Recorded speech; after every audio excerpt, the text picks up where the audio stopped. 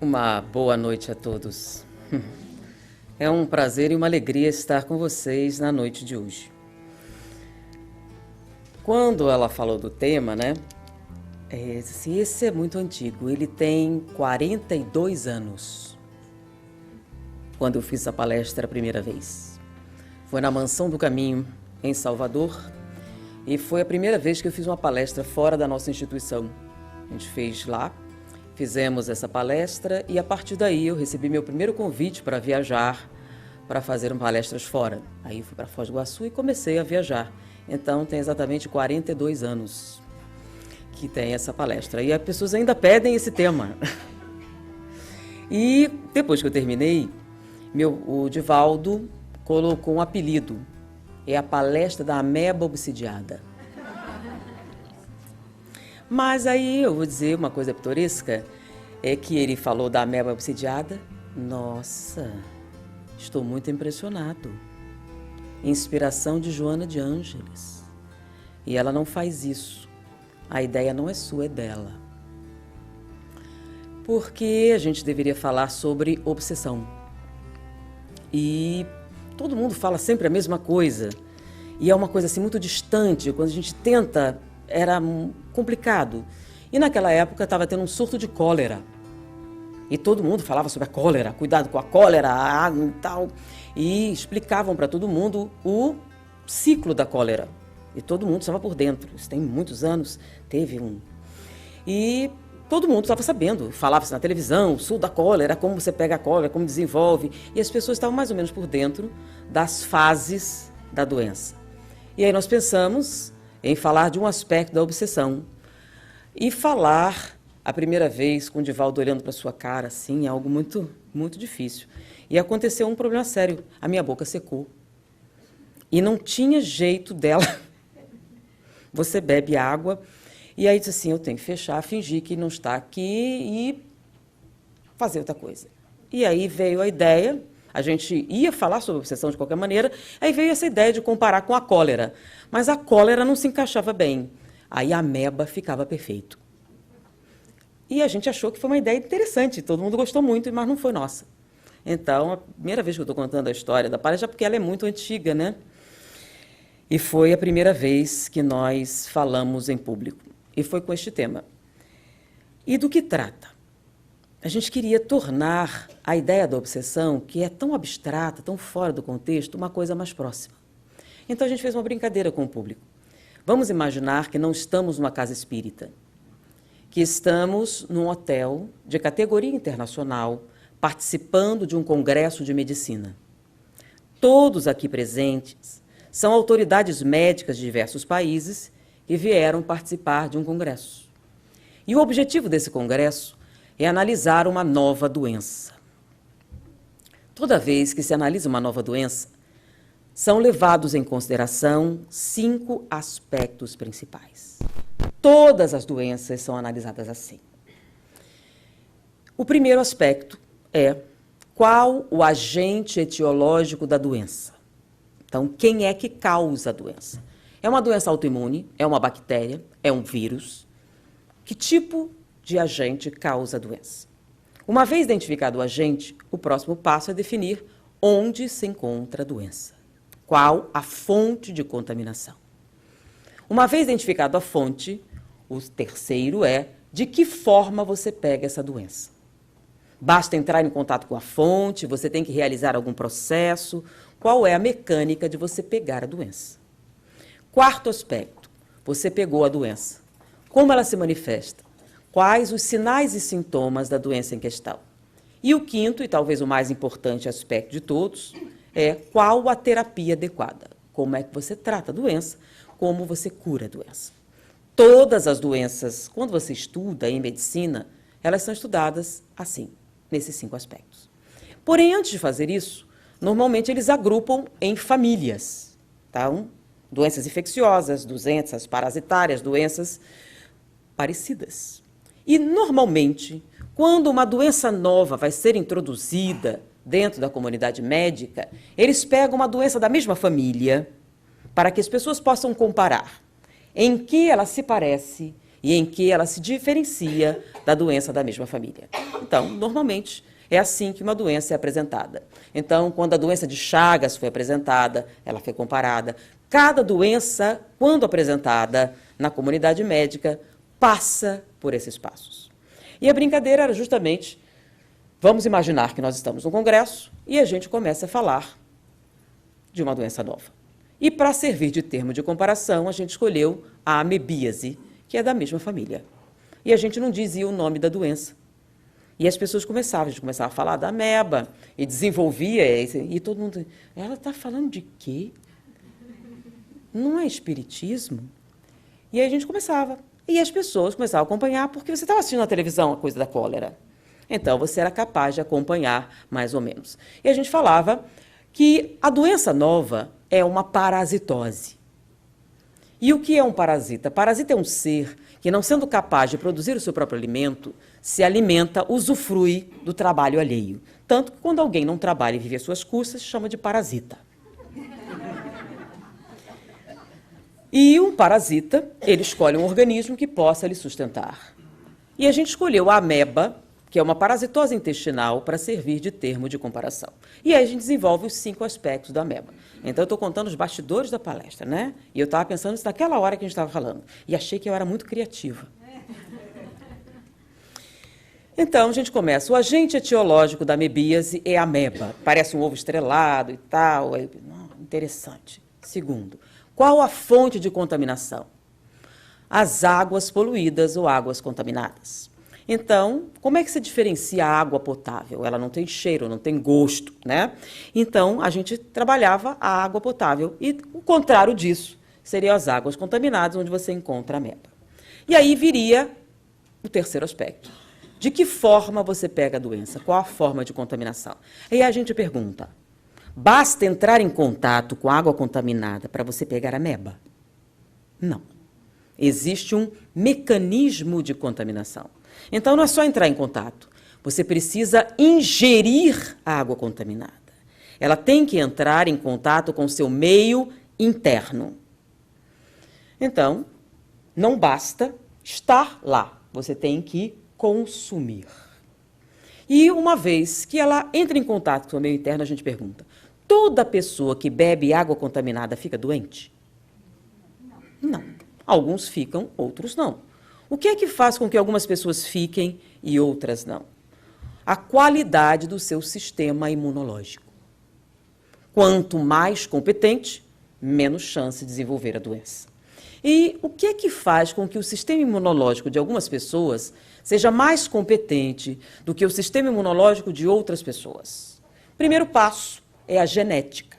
Se seus pais são fortes, há uma grande probabilidade de você herdar essas características. Mas não é apenas isso. Além dessa herança, você precisa, fisicamente, ter as condições para isso. Nutrição, higiene, que vão permitir você construir essas defesas. Então, existem fatores genéticos, fatores físicos também entram nessa questão. Porém, há muito tempo a gente sabe que a mente afeta a saúde. Na verdade, a ideia começou a ser construída na década de 40, tornou-se evidente na década de 50, mas ela só foi oficialmente comprovada na década de 60, quando eles descobriram qual era o composto que a mente produzia que afetava o sistema imunológico. Descobriu-se que o estresse produz um hormônio chamado cortisol.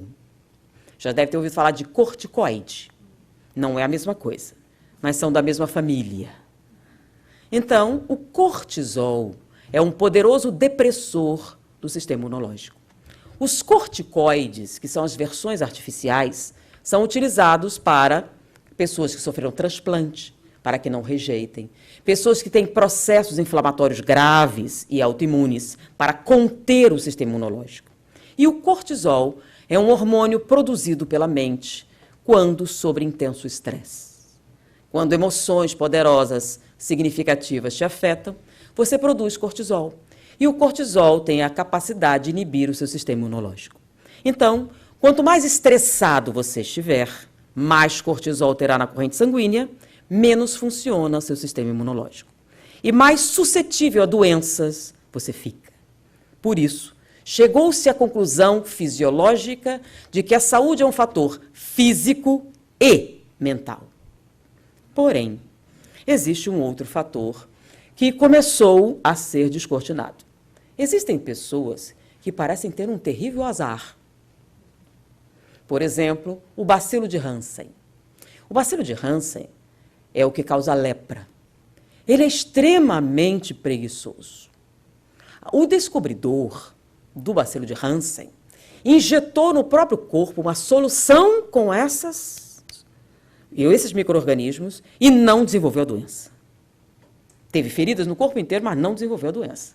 Então, é necessário um convívio intenso e prolongado, além de baixa imunidade, além de uma série de condições para você adquirir a lepra. E tem gente que nunca na vida viu um leproso e desenvolve a doença. Qual a explicação? Cientificamente, não há nenhuma. Existem pessoas que convivem sistematicamente com pessoas com tuberculose, altamente virulenta, e nem PPD positivo eles têm. Nada. E tem outras que entrou na sala, alguém espirrou aqui, ele pega lá. Vai atravessar todo mundo e vai pegar aquele que está ali na porta. É azar. Aí nós podemos acrescentar hoje que existe também um fator espiritual. Existem fraquezas espirituais que nos tornam um imã para determinadas doenças. Se tiver um bacilo, vai para você, porque você o atrai.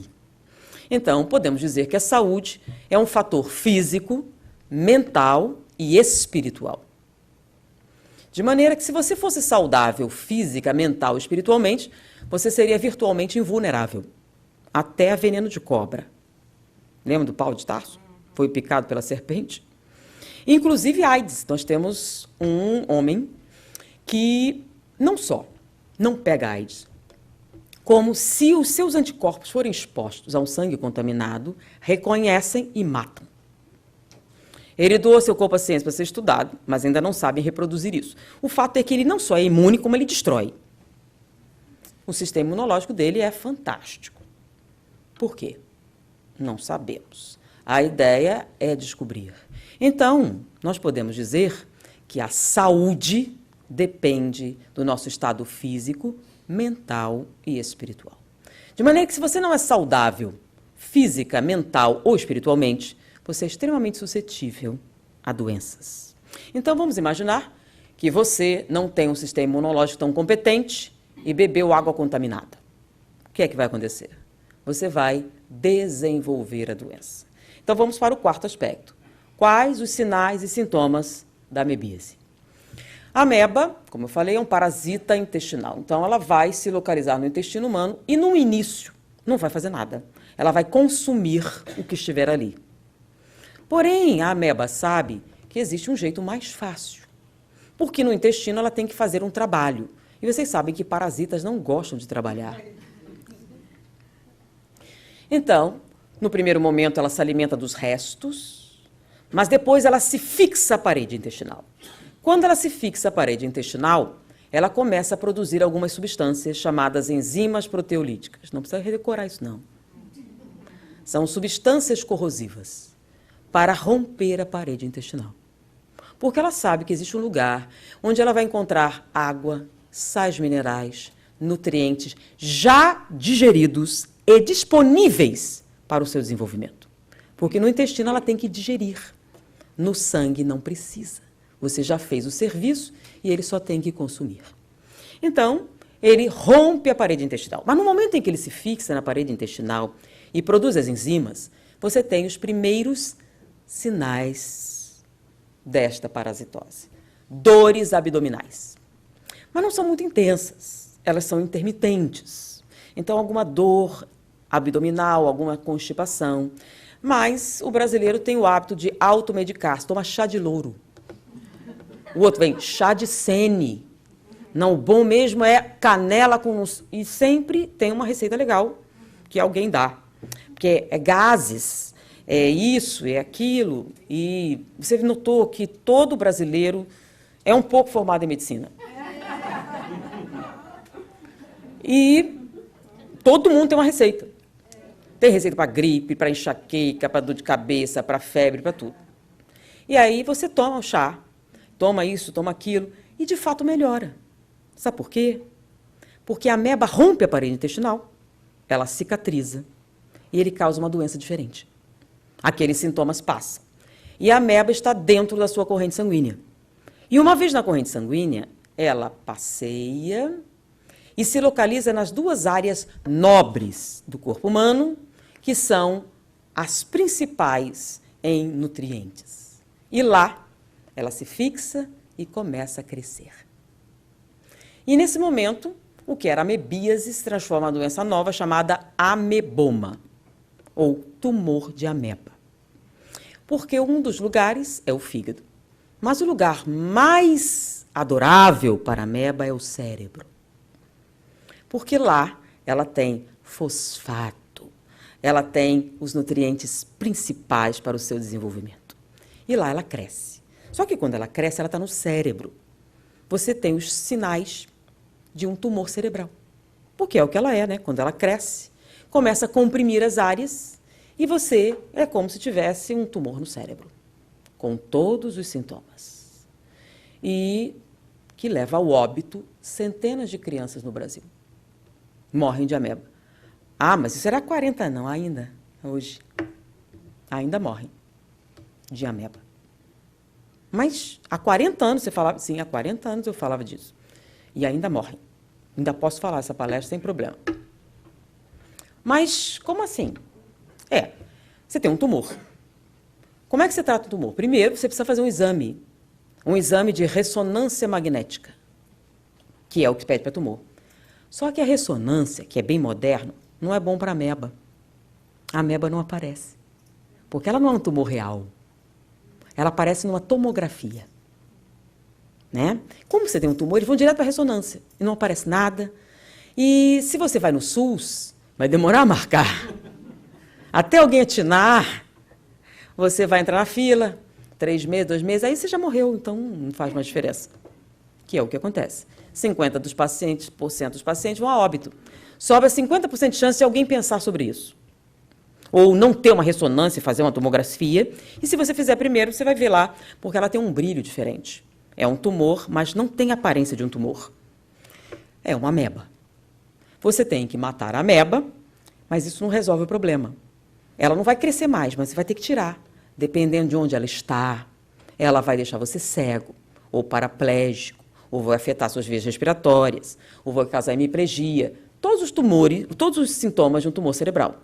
Então, você vai ter que fazer uma neurocirurgia para retirar o tumor. O problema é que a ameba está no seu sangue e, normalmente, ela se localiza onde? Nas partes baixas do cérebro. Difícil acesso. Se ela chegar nessa parte, você pode até chegar nela, mas vai ter cegueira irreparável, paralisia irreparável, sequelas irreparáveis. Então, 50% sobrevive, mas com sequelas irreversíveis. Sobra 25% de chance de sucesso. Só que você está no Brasil, né? Se você conseguir o exame, não vai conseguir neurocirurgião. Se conseguir um neurocirurgião, não vai conseguir vaga. Se conseguir vaga, vai faltar luz ou é carnaval e ninguém vai operar. Estou brincando? Era 40 anos, acho que hoje está um pouco pior, né? Então, ainda assim, morrem crianças no Brasil de tumor de ameba. E não são poucas. Porque a estatística de tumor, né? Tumor cerebral. Mas quando você faz a autópsia, o que você encontra? A ameba. E quinto aspecto, tem tratamento? Tem. Qual é o tratamento? Ferver a água antes de beber. E mergulhar os alimentos crus em água e vinagre por 5 minutos. Ela não é resistente. A ameba, se você botar vinagre, 5 minutos, você não vai ter ameba. É para isso que serve o vinagre. Alguns não sabem, mas não é só para temperar. A Lucida sabe. Então, não é só para temperar. Ela também serve para matar micro-organismos. Então, quando começou a usar isso nas saladas, é com esse objetivo, matar os micro-organismos. E temperar também. Essa seria a segunda função do vinagre. Aí você bota ele balsâmico, mas vinagre comum mata a ameba. Então, se você botar na sua salada vinagre, 5 minutinhos, dá uma mergulhada, você não terá ameba. E se você ferver a água antes de beber, também não terá. Mas mesmo assim, as pessoas têm e morrem? Sim, mesmo assim, elas têm e morrem. Elas morrem de ameba? Não, morrem de ignorância. E em 40 anos, parece que não diminuiu a ignorância ainda. Ainda morrem crianças no Brasil de tumor de ameba. Então, é doença só de pobre, certo? Não. Não, é. E acontece uma coisa interessante. Vocês sabem que quando uma madame quer emagrecer, ela come salada. Não é isso? Só que madame, quando vai comer salada, vai num restaurante. Ela não vai fazer a sua salada, vai? Como ela não sabe quem fez a salada, ela come ameba. É assim que muitas pessoas pegam, né? E o pior é que ela não descobre porque eu jamais teria essa doença, porque eu sou rica. E pode acontecer nas melhores famílias. Normalmente, parasitoses atingem muito avós que têm netinhos fofos. Sabe por quê? Netinhos fofos são adoráveis. E uma das coisas que a gente mais gosta é de beijar a mãozinha fofa deles. Não é? E vocês sabem onde eles enfiaram a mãozinha fofa? Você tem tanto cuidado de lavar a sua mão, eles não. E aí, quando você pega aquela mãozinha e põe na sua boca, você pega a parasitose. Então, é muito comum a gente dar remédio para a criança, para os pais e para os avós. Porque todo mundo tem. Não é só a criança. Ela pega e enfia na mão na terra, enfia na mão no lugar, onde não devia, e você não percebeu. É sério, gente. Se você deixar a criancinha no banheiro sem olhar, tá bom? Não é maldade. É maldade achar que isso não vai acontecer. Então, qualquer um pode pegar. Bom, se pegou, é uma doença mortal. Tem tratamento? Tem.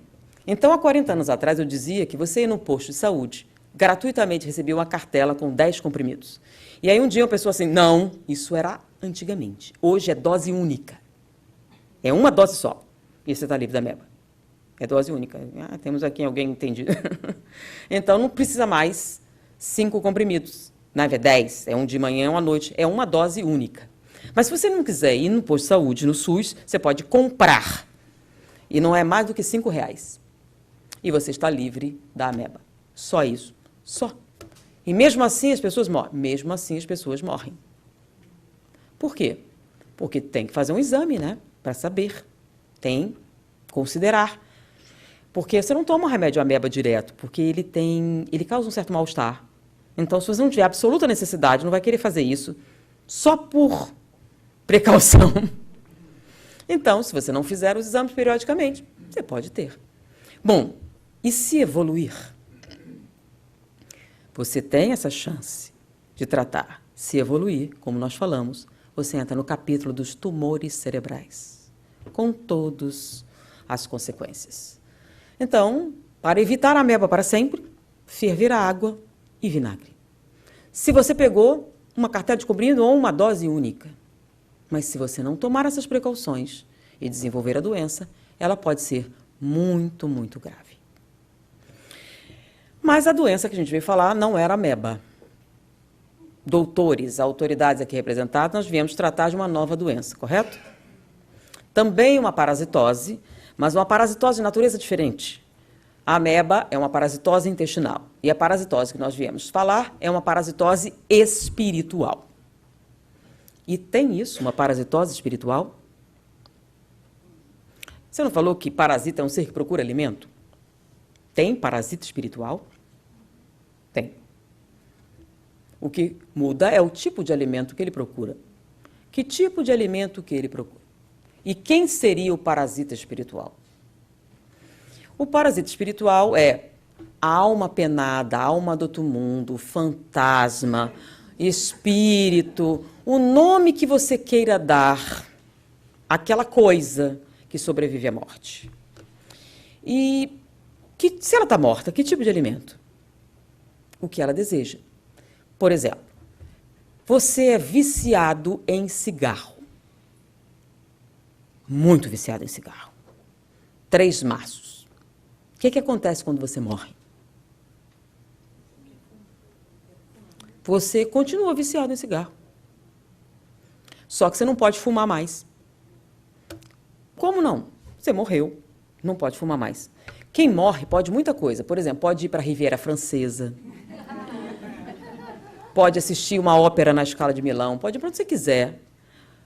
A única coisa que não pode é pegar um cigarro, acender e fumar. E se essa for a única coisa que você quer, você tem um problema. Porque tudo que você quer é uma dose e não pode. E aí, depois com esse desespero, porque ela não passa, e você acha que vai morrer, mas não morre mais, já morreu. Então, você vai ficar com a sensação de estar morrendo, está morrendo, está morrendo, até você descobrir alguém para lhe fornecer o que você quer. Uma dose de maconha, uma dose de cocaína, não, você morreu. Então, você não tem nada que fazer com álcool. Algumas pessoas ficam falando que ele chupa álcool. E faz o quê se ele está morto? E o álcool é uma molécula física. Vocês estão entendendo? Álcool é uma molécula física. Tá? Mesmo que ele evole, ainda é uma molécula física. E se você está morto, não pode fazer nada com o álcool. Nem com a nicotina, nem com a cocaína, nem com nada. Não é a cocaína, o álcool, e seja lá o que for que você quer. Você quer a sensação de usar. A sensação de fumar, a sensação de beber, a sensação de usar o entorpecente. E não dá, porque você morreu. E as sensações, olha o nome, sensações físicas. É muito engraçado quando pensa, mas o espírito sente o que se ele morreu? O nome não é sensação física? Então, para você ter sensações físicas, o que você precisa? Um corpo físico. Se você não tem um corpo físico, o que é que você não tem? Sensação física. Agora, desejo pode ter. Você pode ter desejo, você pode ter vontade, mas não pode ter a sensação, porque você não tem o corpo para produzir essa sensação. Mas você pode imaginar. Ok, imagina você bebendo uma Coca-Cola gelada. É a mesma coisa? Imagina você está com sua namorada. Dá a mesma sensação? Não. Então, você quer a sensação. E só pessoas encarnadas têm sensações. Ou, se você conseguir um hospedeiro. Como assim? Hospedeiro. Alguém que lhe forneça as sensações. Mas como é que ele vai lhe fornecer as sensações? Não é bem fornecer, vai ser uma coisa meio inconsciente. Na verdade, ele vai usar algo que você tem e que te permite ter sensações. Porque a única maneira do espírito interferir na matéria é ou ele reencarna ou usa um médium. Porque se ele não tiver isso, ele não pode agir na matéria, por mais vontade que tenha. Algumas pessoas falam, o espírito disse isso, isso e aquilo. Se ele pudesse, meu filho, já tinha feito. Tá? Pensa bem, se um mafioso, ele ameaça muito você, ou ele vai te matar logo. Então, se o espírito pudesse fazer tudo que ele diz que faz, já tinha feito. Deu para entender? Então, ele precisa das sensações. Para obtê-la, o que ele precisa? O que é que lhe permite ter sensações? Primeiro capítulo do Livro dos Espíritos fala sobre Deus. E logo no seguinte, sobre a vida espiritual. Então, o que é que anima a matéria? O fluido vital. Essa palavra fluido era a única opção de Allan Kardec, porque o livro foi escrito em 1857. E naquela época a palavra energia não havia sido concebida. A palavra energia foi oficialmente ventilada em 1904, se tornou conhecida no meio científico a partir de 1919 e se tornou de conhecimento público a partir de 1950, depois da bomba atômica. Então, Allan Kardec não poderia usar a palavra energia porque ela não existia na época. Se tivesse, ele teria escrito energia vital. Então, a palavra fluido significa substância amorfa que se adapta aos recipientes, ok? Por que ele usou essa palavra? Para não falar coisa, né? A coisa vital ficava meio mal. Então, fluido é mais elegante. Mas hoje a gente tem uma palavra apropriada, energia vital. Porque aí você fica falando de fluido, a pessoa fica, o que é isso? E eu vou até falar uma coisa interessante. Um espírita está fazendo uma palestra na Bélgica. E ele descreveu a seguinte cena. E aí nós distribuímos água fluida aos pacientes. E havia uma tradutora traduzindo o que ele estava falando para o francês e ela traduziu perfeitamente bem. E nós distribuímos água líquida para os pacientes. Aí um olhou para o outro assim, é muito quente, de repente chupa um gelo naquele país, não é possível. É isso que vocês querem dizer com água fluida? Mas é isso que vai acontecer quando alguém traduzir. Em inglês vai ficar como? Água fluida. Fica... E o que a pessoa vai entender quando escutar? Vai entender o que vocês estão querendo dizer? Não vai entender o quê? Que a água é líquida, não é sólida. Se ela é não é sólida, então, assim, não é gelo que ele dá, mas não é normalmente que a gente dá? Mas é isso que você está querendo dizer? Não, né? Você está querendo dizer que você está dando o quê? Energia. Então, por que não diz logo água energizada? Não é mais fácil de entender? Virou uma tradição, mas porque está escrito. Sim, gente, é um contexto. Hein? E aí você explica para a criança o fluido e ela fica... É que nem quando minha mãe explicou a tentação do Pai Nosso e perguntou para o meu irmão, Wallace, o que é tentação? E ele automaticamente, é um buraco bem fundo. Por que, meu filho? A gente não está sempre pedindo para a gente não cair na tentação? É um buraco bem fundo. E aí você explica a água fluida para as crianças, e ela entende, né?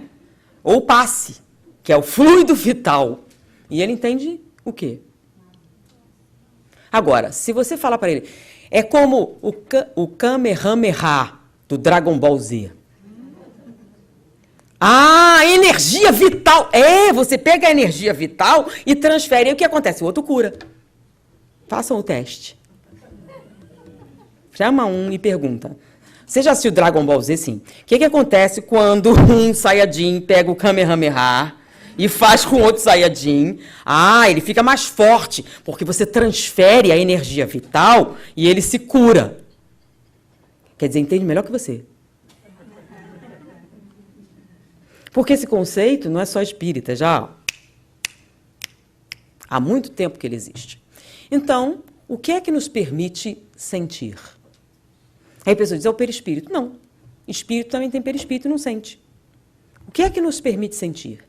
O que é que nos transforma de espírito em alma? O que é que liga o espírito à matéria? Aí então o perispírito, não, perispírito continua, depois você morre. Você não continua tendo perispírito? Ou você perde ele? Continua. Então, não é o perispírito que liga você ao corpo, é? Não. O que é que liga você ao corpo? A coisa chamada Se sua vitalidade acabar, olha o nome, sua vitalidade acabar, o que acontece? Você morre. Então, o que mantém você vivo é sua vitalidade. A vitalidade liga, encharca esse perispírito e liga ele ao corpo. Isso permite que as células permaneçam vivas, transmitindo informação.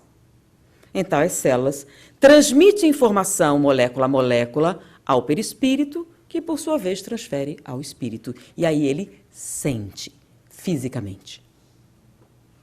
Quando você morre e perde o corpo físico, você perde a capacidade de quê?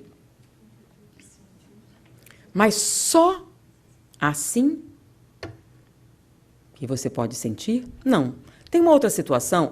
Mas eu, numa reunião mediúnica, tinha um espírito dizendo que estava sentindo dor. E sentindo isso, sentindo aquilo. Tem uma condição em que isso acontece.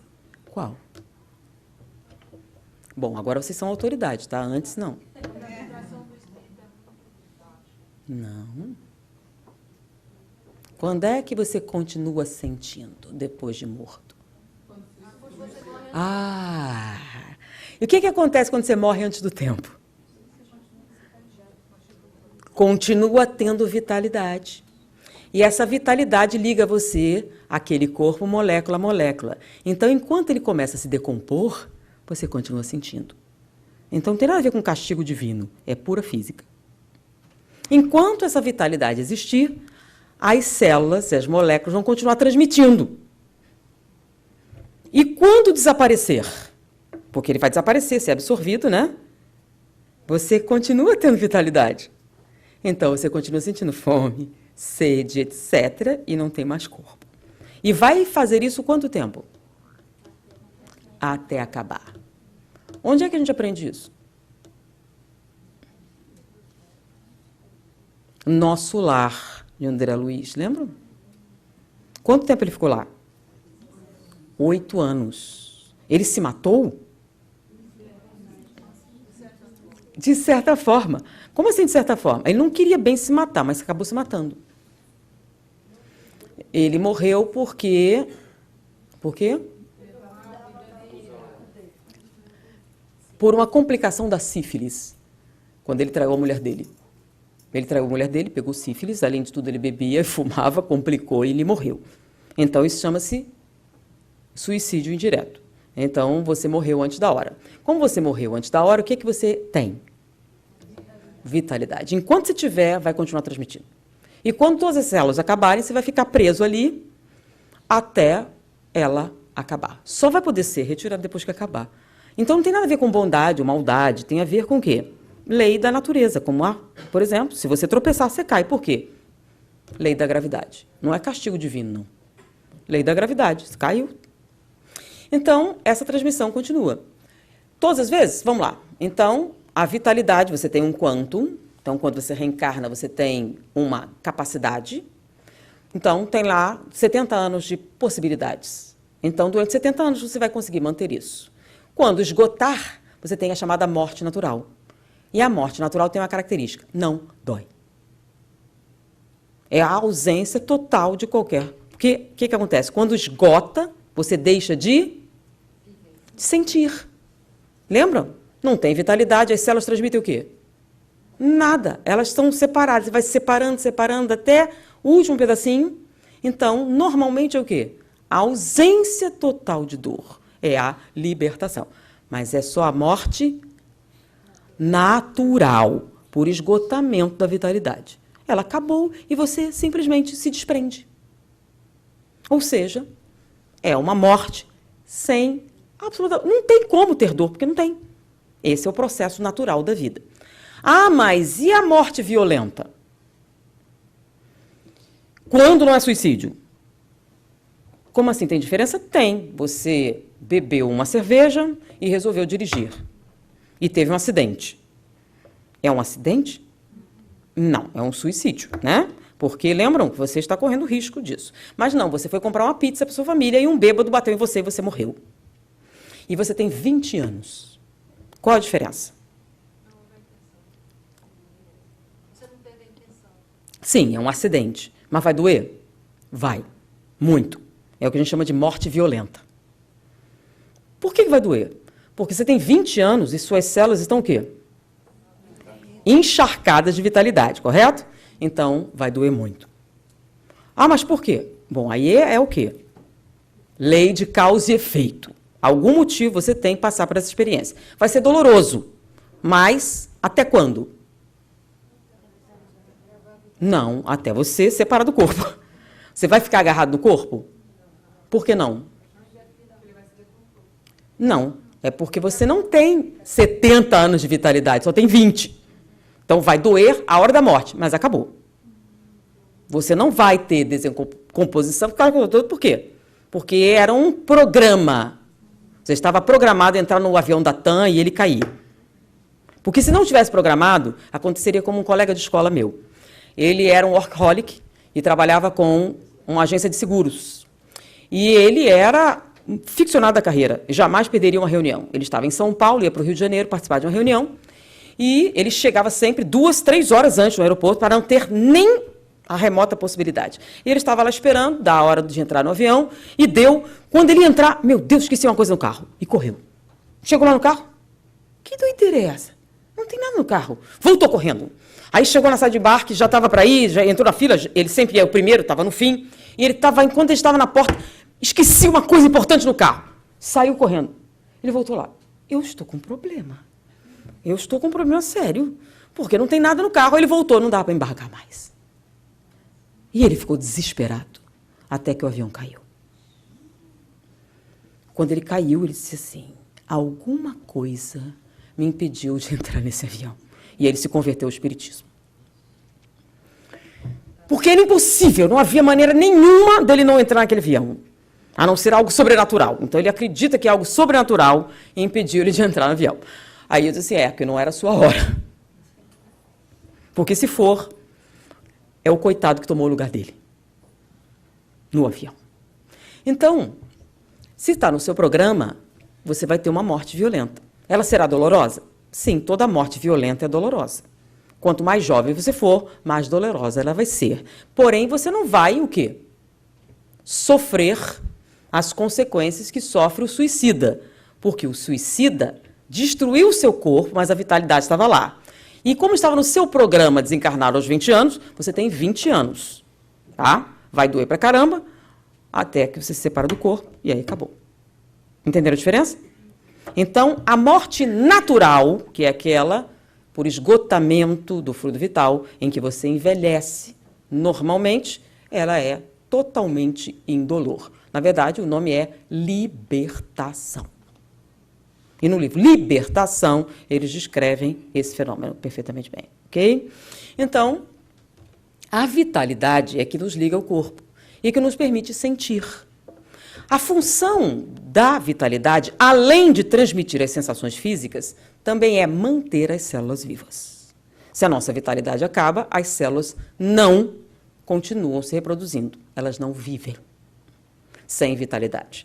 Então, se você quer sentir de novo, o que é que você precisa? Vitalidade. E quem é que possui vitalidade? Um encarnado. Então, eu preciso de um encarnado que me dê a vitalidade. Mas não é só a vitalidade. É aquela vitalidade que vai me permitir ter a sensação certa. Eu sou viciado em cigarro. Então, eu vou procurar alguém o quê? Serve qualquer um? Não. Não serve qualquer um. Por que não serve qualquer um? Que para eu poder usufruir da sua vitalidade, nós precisamos estar sintonizados na mesma faixa de onda. Então, ele fuma, aí eu vou. Não combina, não combina, não combina, não combina, não combina, não combina, não combina. Combina. Não combina, não combina. É como uma rádio, né? Você tem ondas de rádio aqui, alguém está ouvindo? Não. E basta ter um rádio? Não, você tem que ter um rádio e sintonizar no lugar certo. Se é 420 MHz, se botar 450, não ouve nada. Só vai ouvir em 420 MHz. É mais ou menos como você. Então, ele só vai poder se ligar a você na onda certa. Então, não é tão fácil assim arrumar um hospedeiro. Por isso, quando eles conseguem eles não soltam.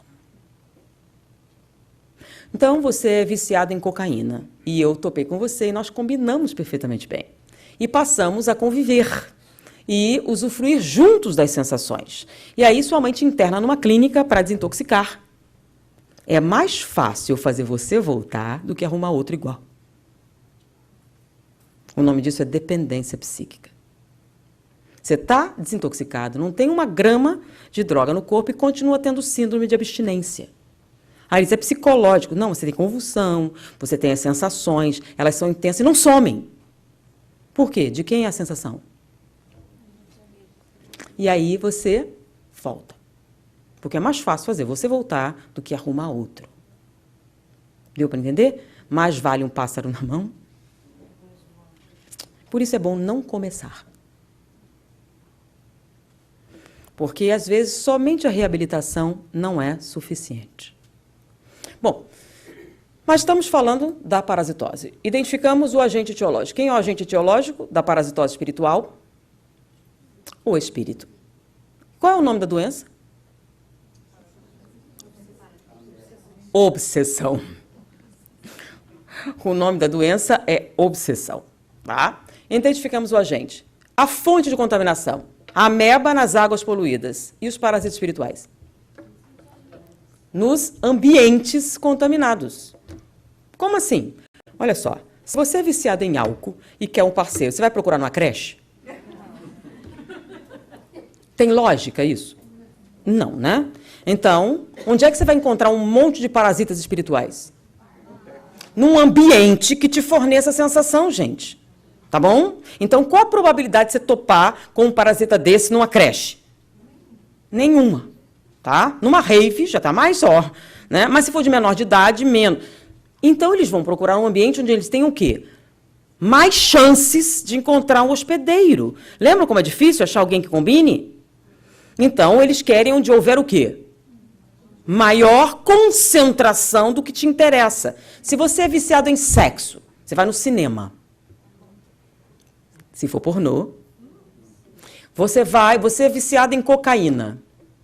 Você é viciado em heroína. Vocês estão entendendo? Então, você vai procurar um lugar onde se encontre a maior concentração de possíveis hospedeiros para você escolher. Deu para entender? Então, na sua casa, você encontra outro tipo de obsessão. Essa é uma obsessão de origem comportamental. Inclusive, quando às vezes você tem a chance de falar com o espírito e dizer assim, você está prejudicando. Claro que não, nós somos amigos. A gente é chapa. A gente se diverte junto. Inclusive, já salvei a vida dele 1 ou 2 vezes. Por quê? Se você morrer, eu perco. Vou ter que procurar outro. Então, ele não tem interesse de matar. A morte é eventual. E ela acontece, inevitavelmente, por outro motivo. Tá? Lembra que você tem vitalidade. E a vitalidade te dá as sensações, é verdade. Mas ela também mantém o seu corpo vivo. E quando um parasita se liga a você, ele se encharca na sua vitalidade. Então, ele se liga, se encharca na sua vitalidade, você fuma e os dois sentem. Então, você fuma o dobro e sente a metade, mas fica com todo o prejuízo. Então, você vai consumir mais. Tem uma cena no livro Sexo e Destino, de André Luiz, muito interessante. Tem um homem lendo jornal, entram 2 espíritos. E aí, tá afim de uma dose? Sim. Aí ele vai, se liga ao homem, ele levanta, larga o jornal, se serve uma dose de uísque e toma. E volta a sentar para ler o jornal. E o outro, não, peraí, eu também quero uma. Aí ele levanta e toma uma segunda. Deu para entender? Então, não é só a sua vontade que você vai ter que atender. Vai ser de todo mundo. Só que o prejuízo é só seu, porque já que ele morreu, o álcool não vai para o corpo dele. Vai só para o seu. Então, você consome o dobro, sente a metade e tem o triplo do prejuízo. São essas consequências. Isso sem contar a questão da perda de vitalidade. Porque essa vitalidade, ela é para encharcar o seu perispírito e ligar ao seu corpo. E você está dividindo com outra ou mais pessoas. O que acontece? Suas células se ressentem. Por isso, o outro nome da parasitose espiritual é vampirismo. Por que vampirismo? Por incrível que possa parecer, de todos os mitos do ser humano, tá? E a gente fala de que Deus é algo universal. Não é. Tem várias culturas e povos que não acreditam em Deus. Mas não existe um único povo na face da Terra que não tenha o mito do vampiro. Morto-vivo que suga a vida. Nem todos sugam sangue, tá? Por quê?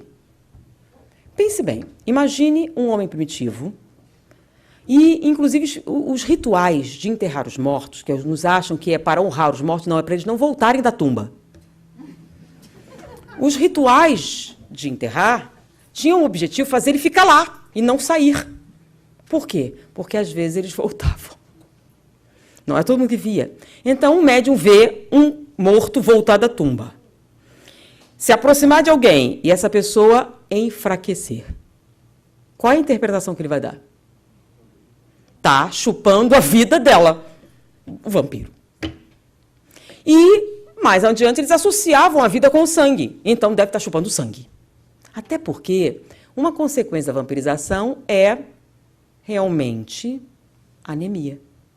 Ele chupa mesmo o sangue? Não. As hemácias vivem 7 dias só. Elas não têm núcleo. Lembra as aulinhas de biologia? Aquela que vocês achavam que não serviam para nada? Serve para entender o espiritismo. A hemácia não tem núcleo. Então, ela dura exatamente 7 dias. Então, ela é altamente sensível a flutuações energéticas. Então, se você tiver uma baixa de glicose, uma baixa de qualquer nutriente, as primeiras células que sofrem são as hemácias. Então, quando você tem alguma coisa, um problema, aparece no seu exame de sangue. E a primeira consequência é as hemácias diminuírem. Por isso, a primeira consequência física da obsessão é a anemia. Não porque está chupando seu sangue, tá? É um efeito colateral da perda de vitalidade. Você está desvitalizado. Qual é a sensação? Fraqueza, cansaço, um peso, anemia. Toma fé, mas não adianta. Então, ele se encharca dessa vitalidade com que objetivo? Ter sensações físicas. Tá? Por isso que ele precisa.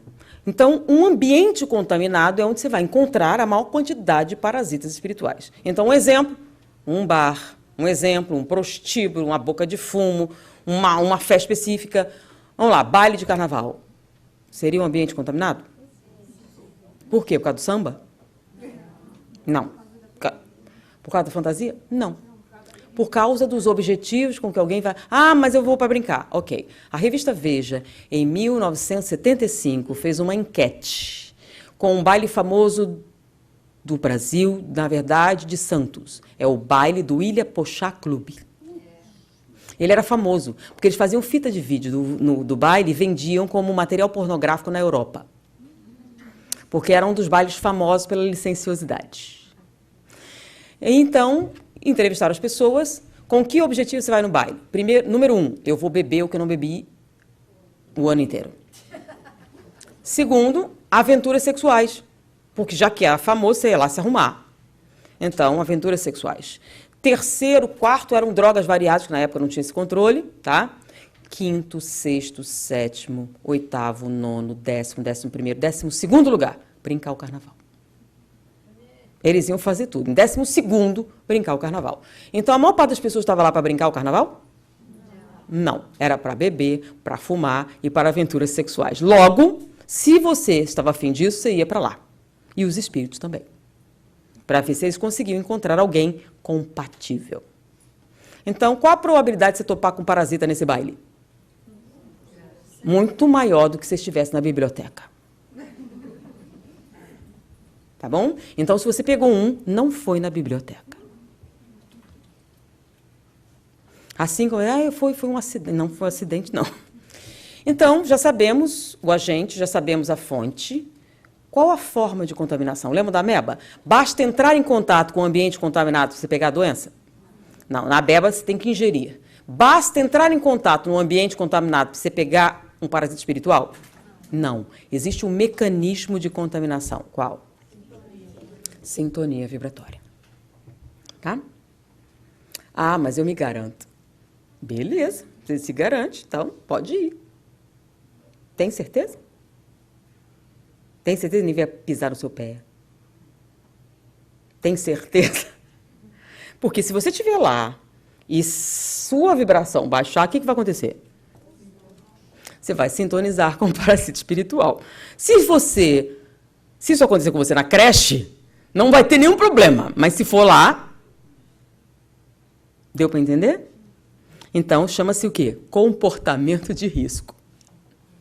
Bom, mas se você se garante, você tem esse direito, chama-se livre-arbítrio. É o detalhe da ameba que eu não falei, né? É verdade que tem gente que bebe água contaminada e não fica doente. Não tem a doença. Porém, ele se torna uma condição médica. Não é doença, mas ela é perigosa. Ele se torna portador da doença. Como, por exemplo, o portador assintomático do vírus da AIDS. Ele não tem doença. Olhando na cara dele, dá para saber que ele tem AIDS? Não, ele não tem nenhum sintoma. Mas ele tem o vírus? Então, mesmo que ele não tenha a doença, ele pode passar para outra pessoa? Pode. O nome disso é portador.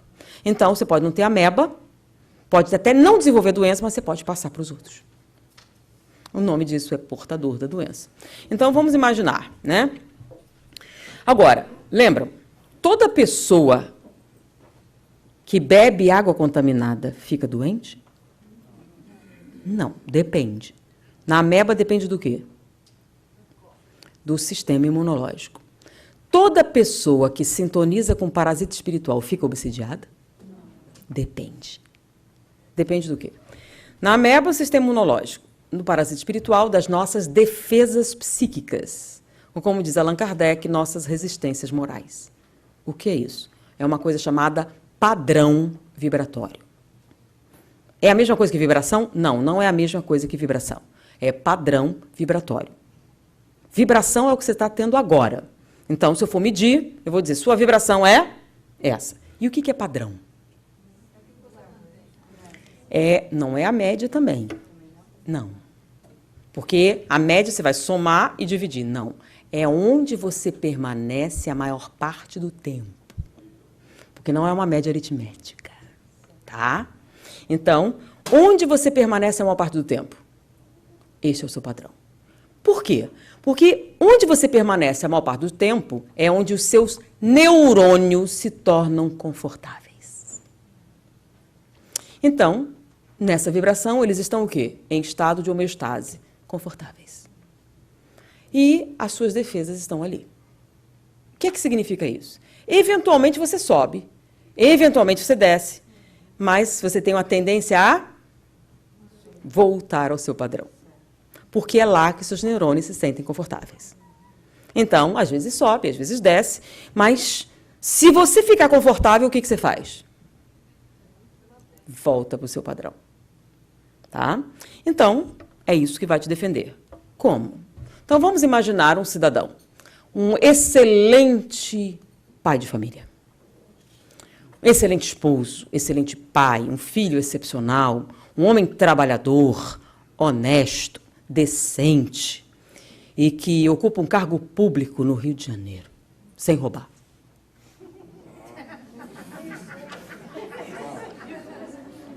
É triste essa reação, né? Muito triste. É alguém excepcional. Então, estamos falando de alguém excepcional, portador de excelentes defesas, porque o cara tem que ser resistente à tentação, essas coisas todas. Então, um homem excepcional.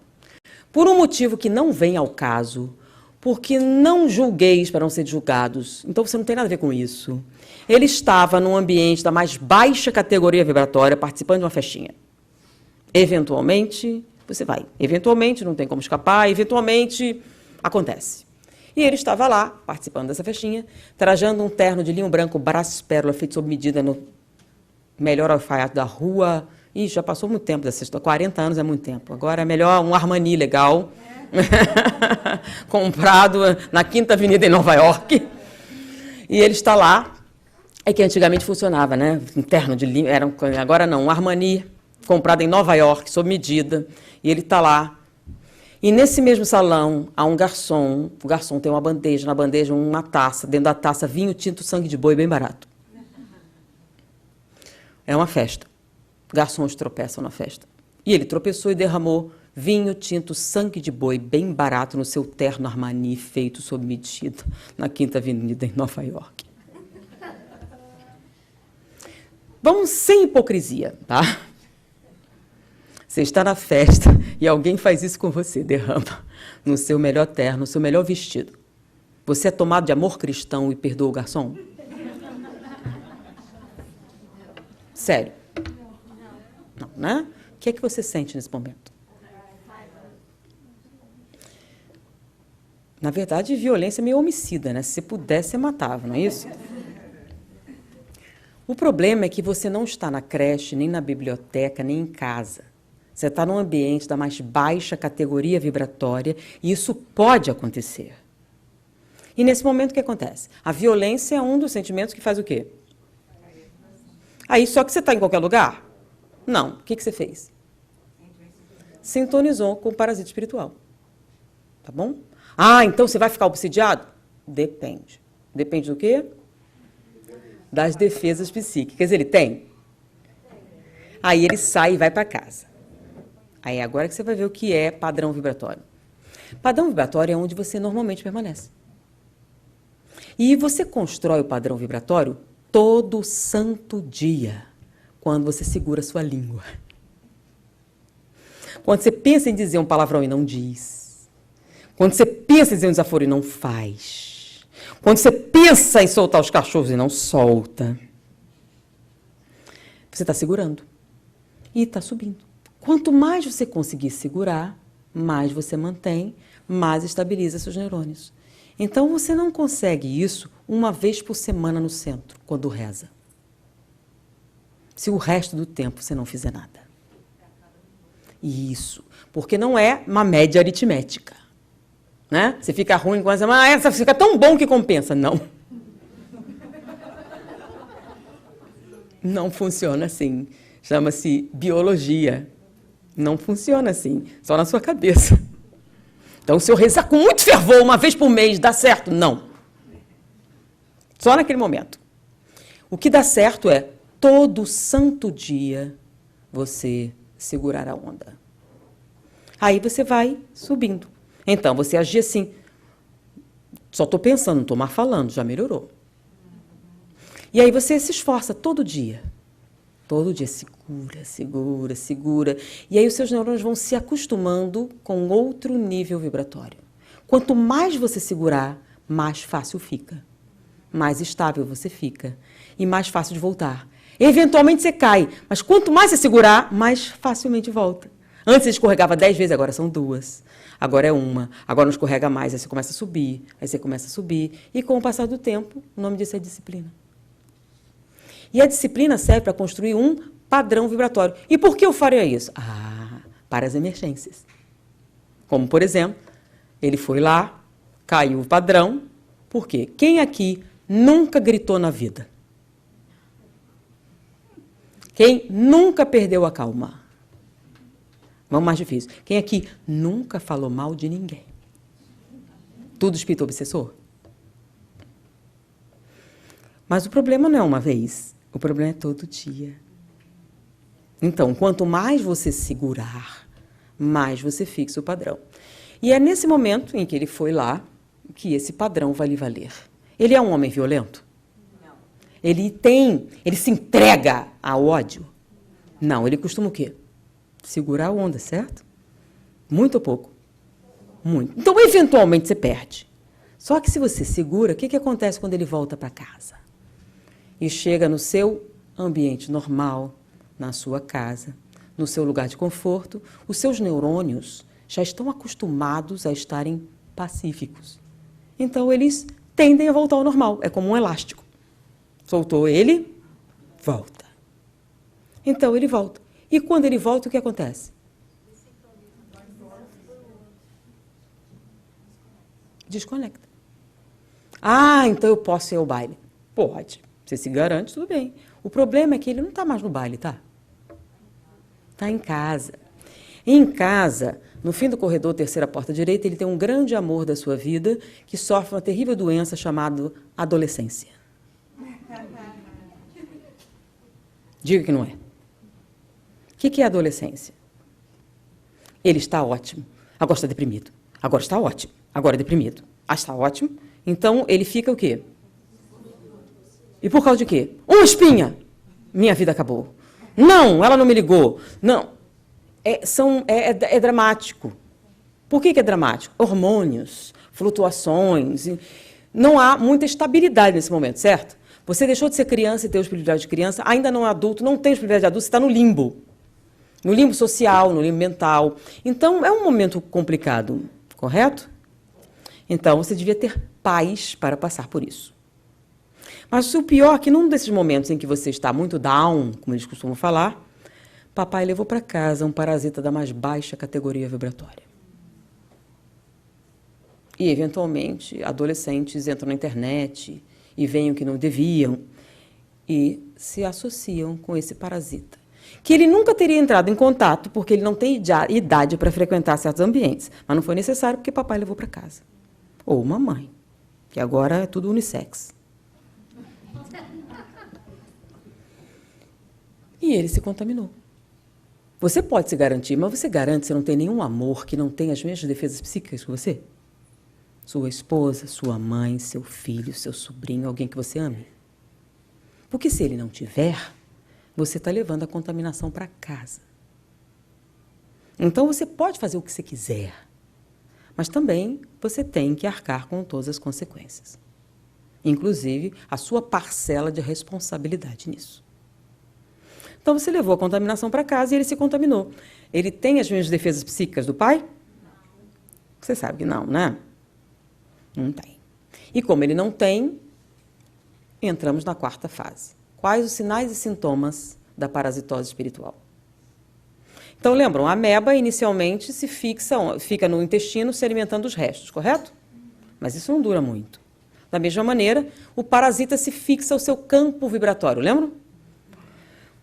Sintoniza. Quando você sintoniza, isso chama-se obsessão? Não. Mas tem sinais. E o nome disso é perturbação espiritual. Estar perturbado espiritualmente não significa estar obsidiado. Significa que você está sintonizado com o parasita. Ou outra coisa. Mas está sintonizado. E tem sinais? Tem. Tem sinais. Não são sintomas, não. Sintoma é uma característica de doença. Sinais são sinais físicos que você tem. Quais são eles? São 3. Mal-estar, mau humor e irritação. Ah, toda vez que você sente isso é obsessão? Não, pode ser dor de dente, TPM, tá? Podem ser várias coisas. Porque dor dá mal-estar, mau humor, irritação. Mas, você está com dor de dente? Não. Você perdeu o emprego? Não. Seu time perdeu? Não, ganhou de 3-0. Por que você está assim? Por nada, eu sou assim mesmo. Olha, quando você sente coisas sem motivo, o ser humano tem uma característica. Tudo que ele sente tem motivo. Chama-se história pregressa. História patológica pregressa. Então, quando você chega no médico, ele vai estudar o quê? De onde veio isso. Então, ele vai fazer o seu histórico. Tá? Então, se um comportamento surge do nada, só tem 2 opções. Você é maluco ou está obsidiado.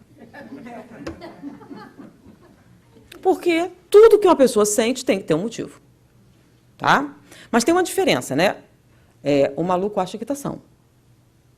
Que ele não faz pergunta. Se você fizer, será que eu estou maluco? É porque não está, é obsessão.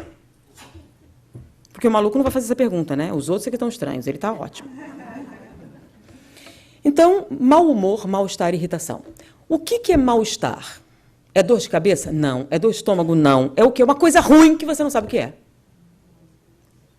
Coisa ruim. O que exatamente? Coisa ruim. E de onde vem a coisa ruim? É mais ou menos quando você vai ao médico, né? E ele pergunta, onde está doendo? Aí você diz, aqui.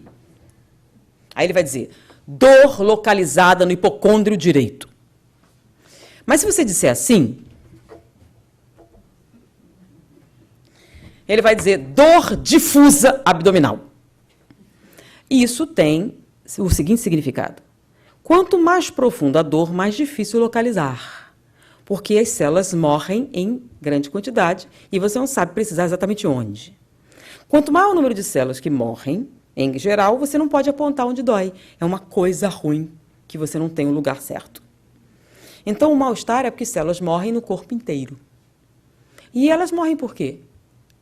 Lembram? A sintonia, vitalidade. Você está perdendo, as células morrem. Mas morrem aonde? Em toda parte. Por isso você tem essa coisa ruim que você não sabe dizer exatamente o que é.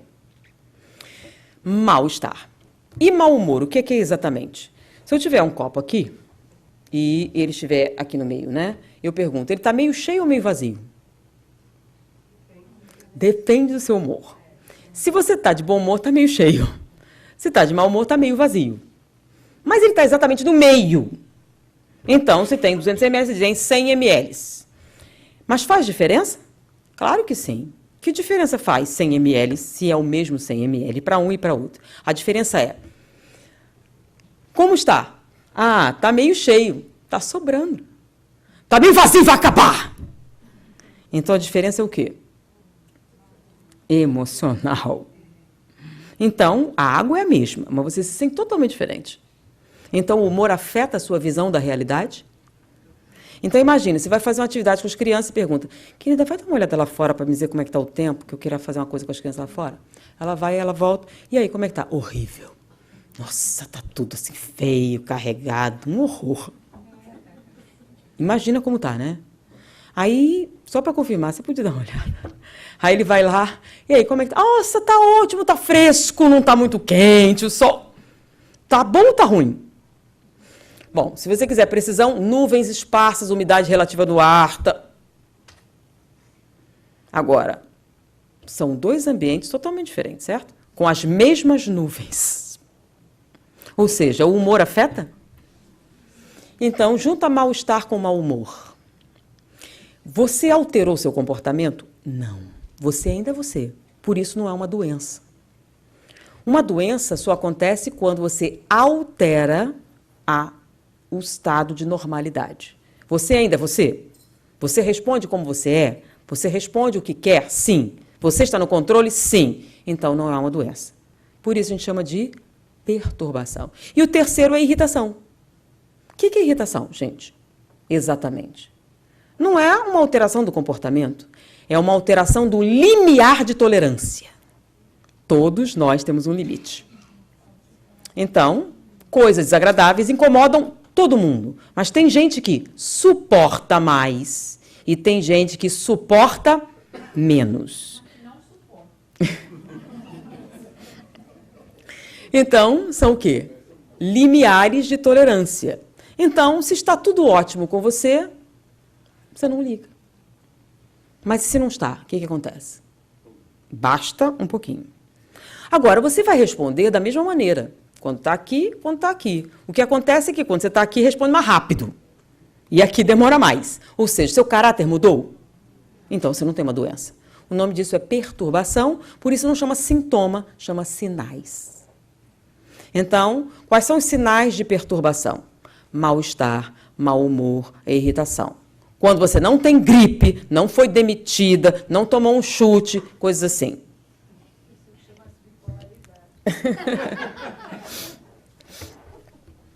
A diferença é que quando você é bipolar e toma Prozac, você melhora.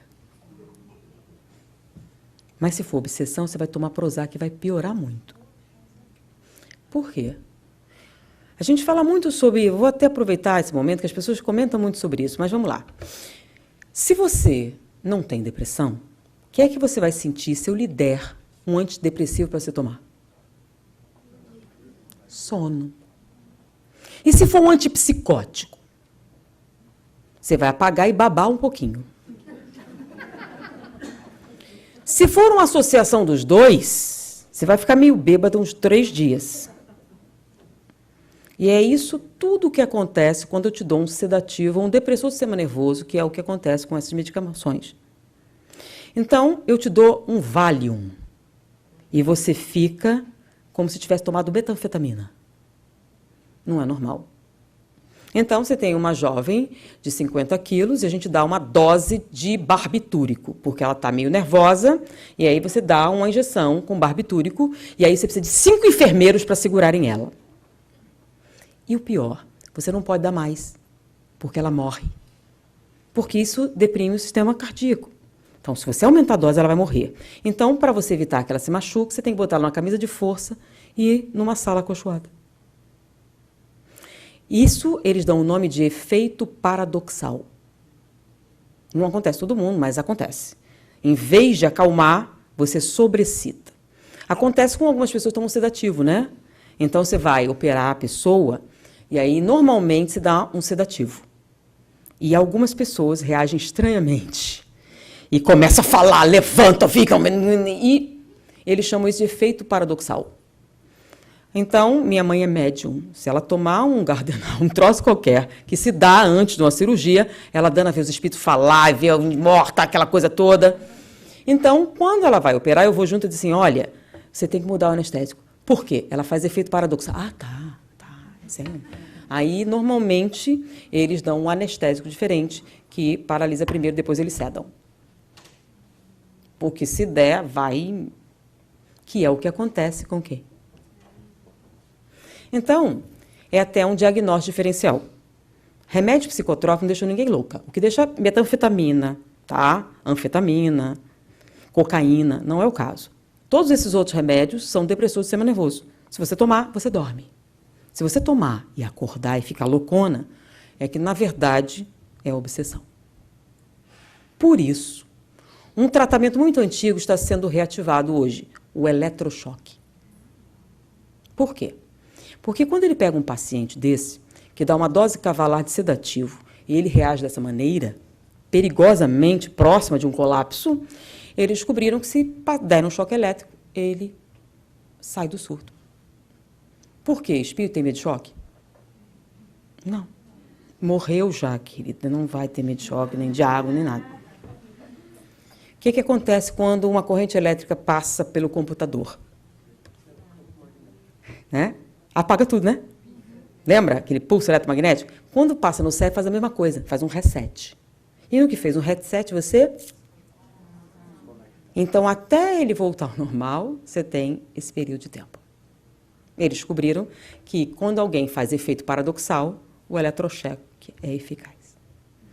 Com todos os efeitos colaterais, eles preferem isso do que deixar a pessoa ter um colapso, porque ela fica sem dormir uma semana, e aí começa a definhar, tem crises psicóticas que não cedem com nada.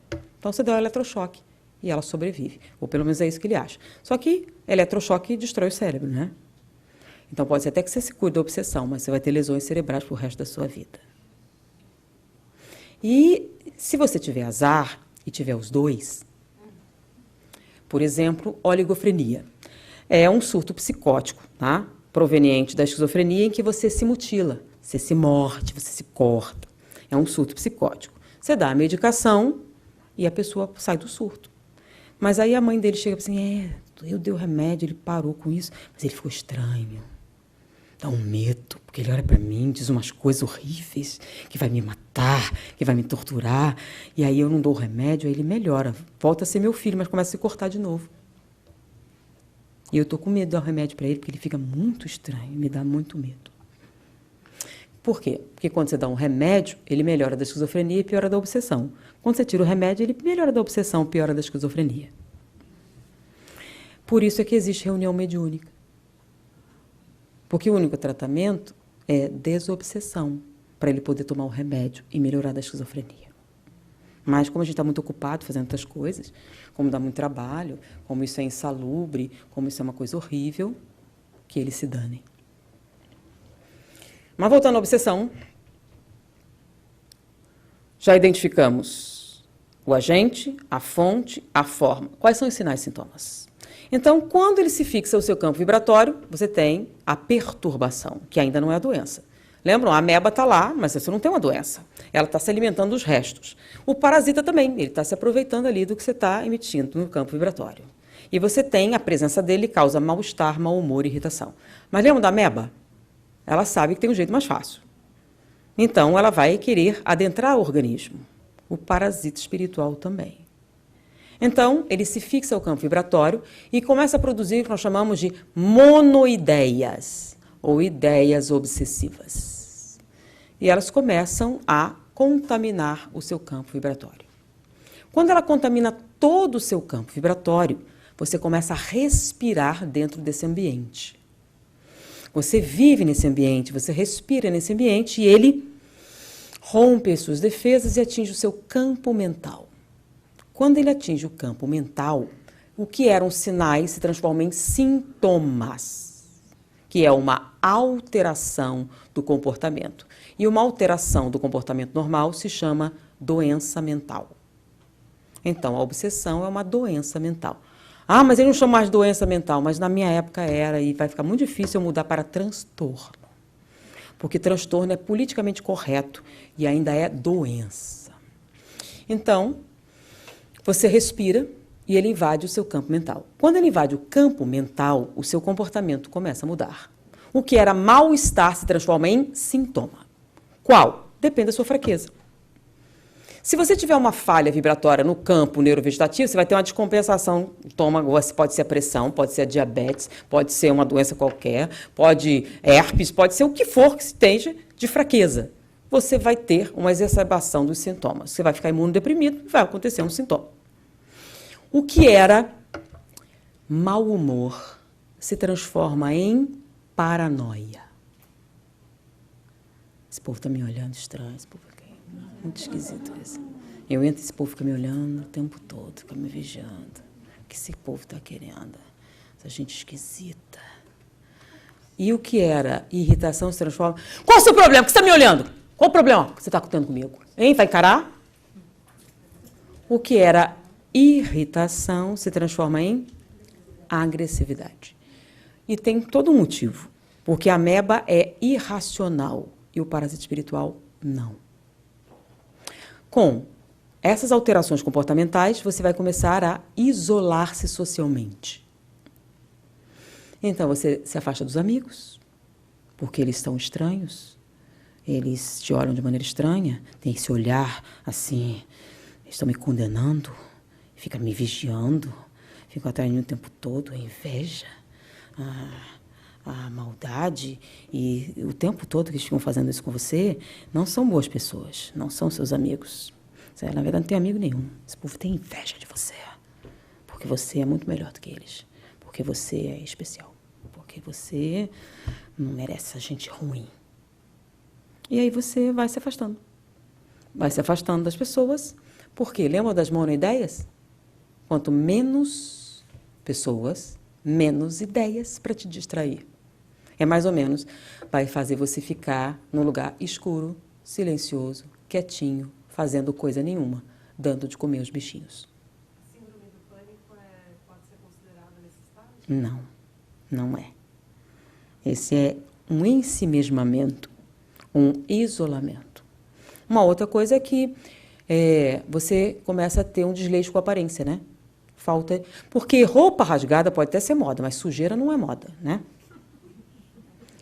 E falta de banho é um sintoma. Por quê?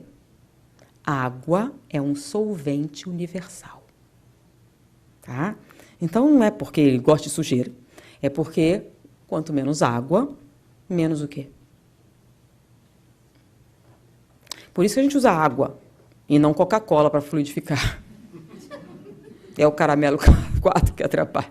Então, a água é um solvente universal. Então, uma água corrente, lembra? Quando você chega lá...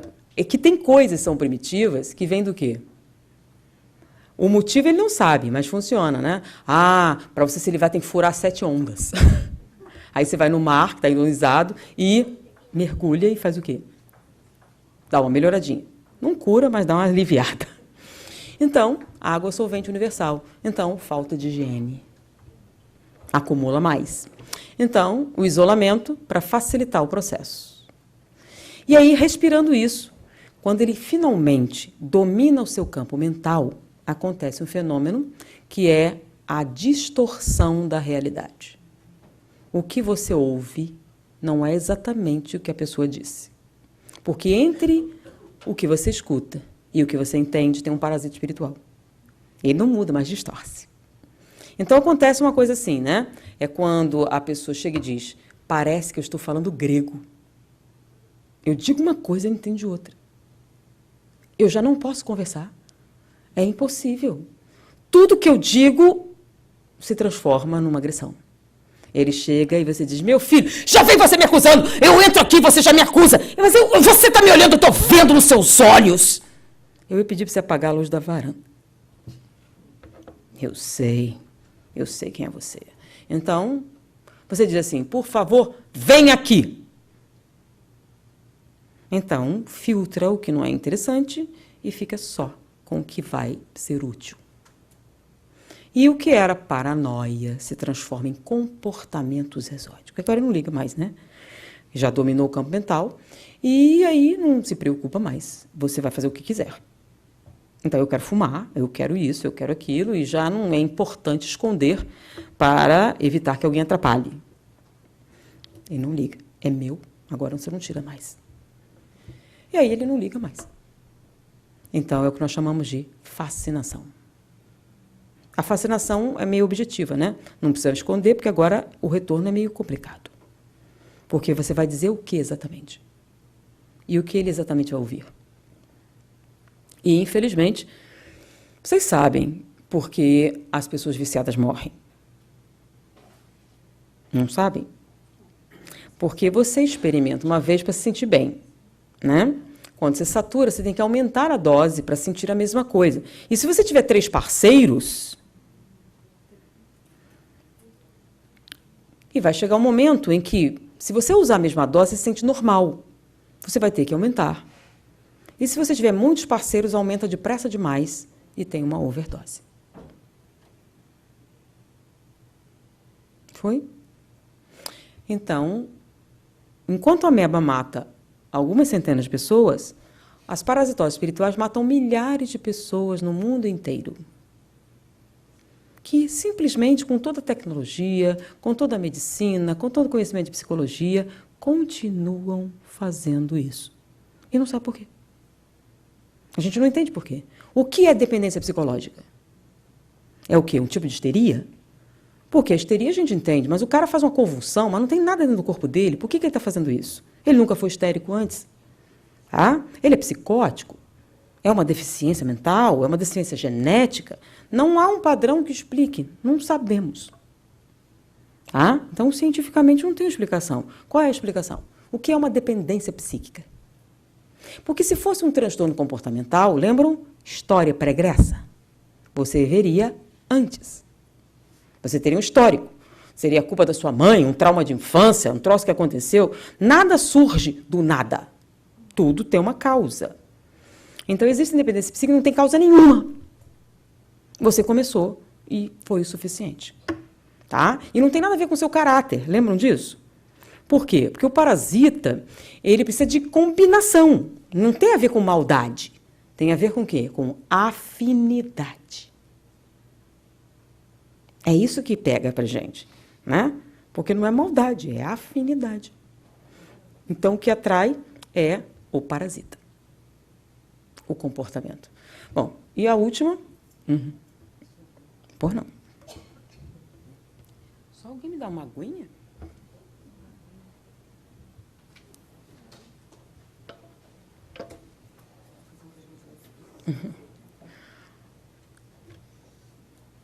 Uma água. Hã? Ah, tá. Pois não.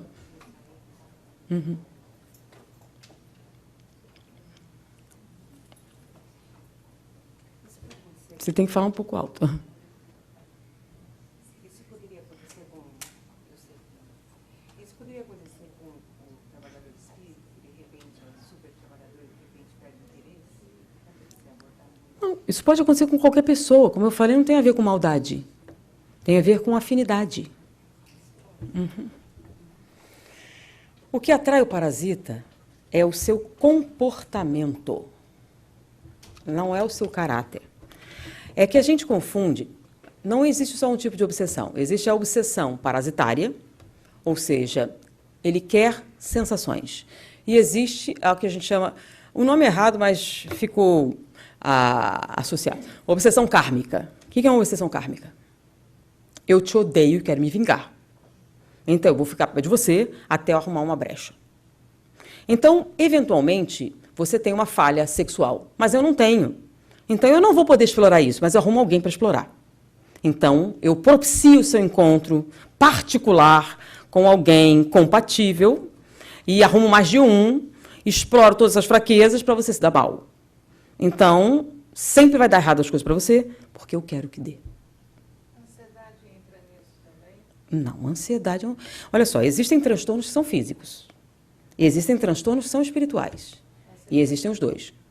Ansiedade é uma síndrome fisiológica de origem psicológica. Tá bom? O que é ansiedade? É um conflito que você tem. Vou dar um exemplo. Pago o aluguel e fico sem ter o que comer, ou como bem e fico sem ter onde morar. O que eu faço? Escolham. Aí você, não consigo dormir. Meu Deus, o que eu vou fazer? Oh, meu Deus, o que eu vou fazer? O que eu escolho? O que eu faço? O que eu faço? Você não dorme, não consegue. Sabe o que é mal pagar o aluguel? Você paga. Seus problemas só começaram, você não tem um tostão, vai passando fome e dorme profundamente. O que é que você resolveu? Os seus problemas? Não, o conflito. Esse é óbvio. O problema é quando você não sabe quais são as perguntas e não consegue escolher. Então, o que é a ansiedade? É o medo vago de uma coisa que você não sabe o que é. Então, para você se curar da ansiedade, você tem que resolver o conflito.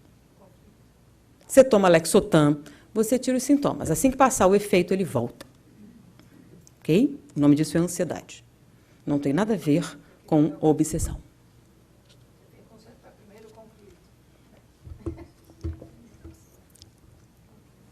E a depressão pode ser obsessão? Viu porque tem que ser seminário? Olha só. Existem fenômenos que são físicos. Esses que a gente está descrevendo são fenômenos espirituais, tá bom? A linguagem do cérebro é dupla, elétrica e química, tá? Durante muito tempo a gente acreditou que era elétrica. Se a gente pegar você e botar no scanner e eu te mostro a fotografia de um carro, eu vou ver o momento que você vê o carro, o momento que você reconhece a cor do carro, o modelo, tudo eu vou ver no seu cérebro. Aí eu pergunto, e aí, gostou do carro? Gostei, mas prefiro azul. Não tem nada de elétrico no seu cérebro. Mas você acabou de fazer uma coisa, não foi? Você escolheu, você verbalizou algo da sua personalidade, você fez um trabalho significativo, mas não tem eletricidade. E aí, com o aumento da tecnologia, a gente descobriu que essa escolha acontece na sinapse, fora do neurônio.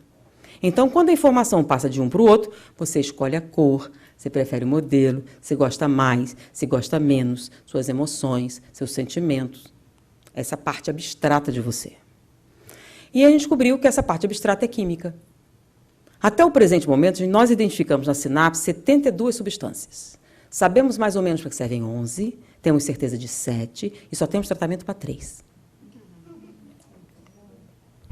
Então, estamos muito longe de saber por que você sente como sente. Mas essas três. Essas três são noradrenalina, dopamina e serotonina. Você já deve ter ouvido falar.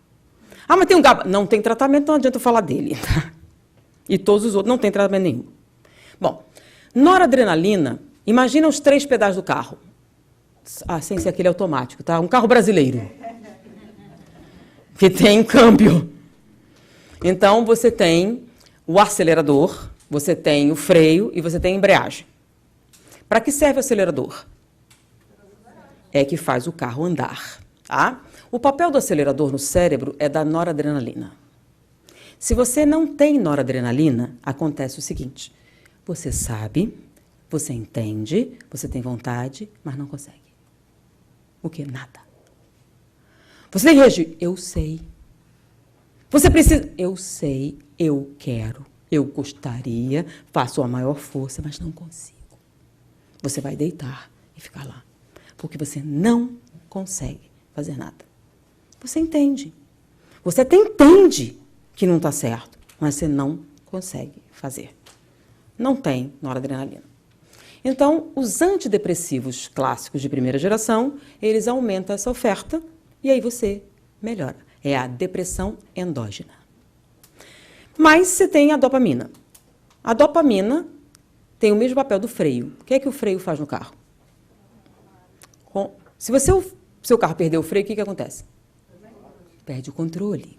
Então, a dopamina é que lhe permite ter controle dos seus impulsos. Então, você fica sentado aí. Por quê? Porque não está na hora de sair ainda. Você espera a sua vez porque tem gente na sua frente. E você é capaz de fazer isso, correto? Se você não tiver dopamina, você não faz. Então, se começar um pouquinho, é uma mania. Se for muito, você tem um surto psicótico. E você é incapaz de controlar seus impulsos. E aí a gente dá um antipsicótico para melhorar isso e lhe permitir ter controle. E aí você para de se morder, ou de atacar as pessoas, ou de fazer o que é que você esteja fazendo. Então, você segura a onda. Mas pode ser também que você tenha pouca noradrenalina, mas não o suficiente, e muita dopamina. Você está andando com o freio de mão puxado. Então, você vai fazer uma associação de antidepressivos e antipsicóticos. Ah, estou com depressão, mas o problema é esse. Então, não tem só um tratamento, correto? Então, você tem um, ou o outro, ou os dois, uma inversão, e aí você vai pegar. Agora, não tem nenhum remédio que haja lá. Todos os remédios agem diretamente, eles aumentam a oferta. Então, demora 1 ou 2 semanas para fazer efeito. Então, você tomar no primeiro dia não faz nada. Em alguns casos, você tem que tomar antes de surtar, porque na hora que está surtada, não adianta. Compreendeu? E ainda tem o terceiro, embreagem. Para que serve a embreagem? Se o seu carro não tem embreagem, ele anda? Anda, de primeira.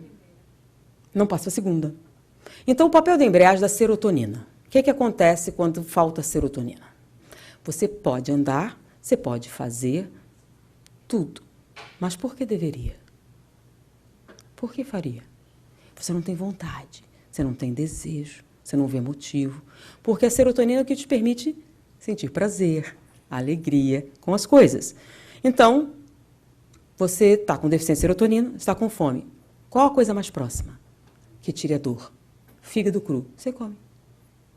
Por quê? Não faz nenhuma diferença para você fígado cru e brigadeiro.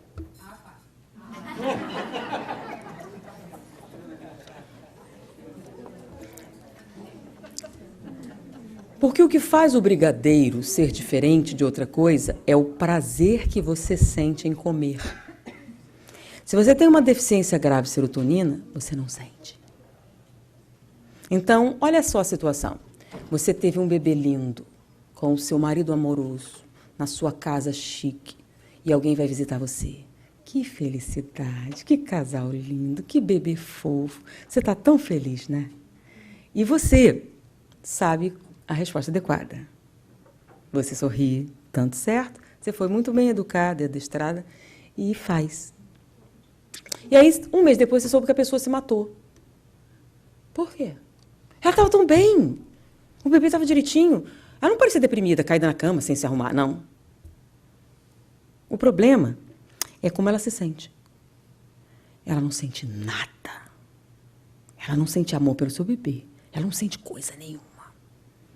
Ela cuida. Por quê? Porque é um bebê. Tem gente que é boa e faz. Se o bebê chorar, ela cuida. Mas ela não sente nada. Nada. Eu sou muito má. Eu sou uma pessoa muito ruim. Eu devia estar. Não consigo sentir nada. Que tipo de pessoa ruim faz isso com seu bebê? E ela se mata. E a gente ainda ajuda, né? Você deve estar tão feliz. E ela não. Então, mas por que você não vai notar? Porque ela pode fazer as coisas. Ela só não tem vontade. Só não tem motivo. Nem alegria. Nem nada. É a depressão mediada por serotonina. Aí você dá o remédio e ela faz o quê? Melhora. Antigamente era chamado de melancolia, não de depressão. Agora a gente sabe que é depressão. Você toma o remédio, melhora. Agora, se toma um remédio e não melhora, piora pra caramba, aí você já tem uma ideia que pode ser outra coisa. Ok? É até um diagnóstico diferencial. Mas a questão é, a parasitose espiritual tem tratamento?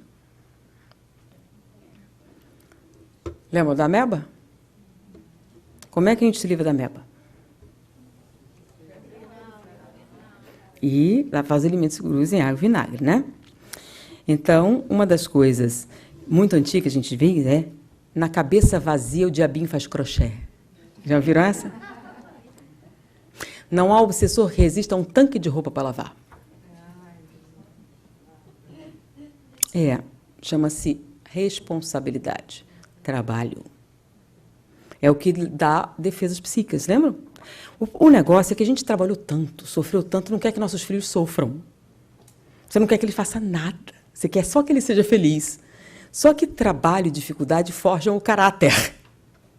Lhe dão resistência, lhe dão capacidade de lidar com os problemas. Você cria ele todinho e danoninho e achando que o mundo é a Disneylândia. E, eventualmente, ele é demitido. Mas não pode, acontece, qualquer um pode ser demitido, né? Você faria o quê? Saía para procurar desemprego e ele entra em depressão. Eventualmente, você se apaixona por uma pessoa e ela não corresponde. Não é obrigatório, sabe? Você apaixona e ela não corresponde. O que acontece? Entra em depressão, resolve se matar. Por quê? Como não corresponde? Mamãe me ama, papai também. Todo mundo tem que me amar. Foi isso que você aprendeu. Não foi? Por que não gostei de você? Você é lindo e fofo. Não importa a porcaria que você faça, você é lindo e fofo. E você acredita. E isso não prepara você para lidar com a rejeição. Rejeição faz parte da vida. Agora, como você lida com ela, é o quê? Suas resistências morais. Tá? Então, não dá a volta por cima. A fila anda, as coisas acontecem. Não, eu vou me matar. Sim, é um problema seu. Ah, mas foi por causa dela. Não, é sua causa mesmo. Porque ela te traiu. Mas quem está se matando é você. E você vai conseguir alguma coisa com isso? É uma pergunta óbvia. O que é que você ganha? Nada, você até livra ele de um problema, você não vai incomodar mais. É que não há lógica. Então, não é o problema, é como você lida com ele. Qual é a sua escolha? Então, o trabalho forja o caráter, as dificuldades. E você tem que entender o seguinte, se você começar a aprender balé com 4 anos, é uma coisa, com 22 é outra. Não estou dizendo que você não consiga, tá? Mas vai doer muito. Deu para entender? Por quê? Porque quanto mais jovem, maior a sua resiliência. O que é resiliência? É a capacidade de sofrer estresse e sair inteiro. Resiliência é o seguinte, você sofre o estresse e volta ao normal. Em vez de ser aquele elástico que fica esticado e não volta ao lugar. Não. Então, quanto mais jovem, mais resiliência você tem. Não é resistência, é resiliência. Então, o estresse acontece e você se recupera. E quanto mais isso acontece, mais flexível você fica. Agora, com 22, o que acontece? Então, se você derrubar um recém-nascido, a chance dele ter lesão é muito pequena. Ele tem cartilagem, ele é flexível. Agora, pega uma pessoa da mesma altura, o que acontece? Quebra tudo. Então, uma criança caiu lá de cima da porta, ela quebra o fêmur? Não. Você tropeçou, deu uma petite e quebrou o fêmur. Porque você tem 70 e ela tem 3. Entenderam a diferença? Então, os problemas que você vai, a disciplina, as dificuldades, vão forjando o caráter. Então, não ter nenhuma dificuldade faz com que você se torne frágil.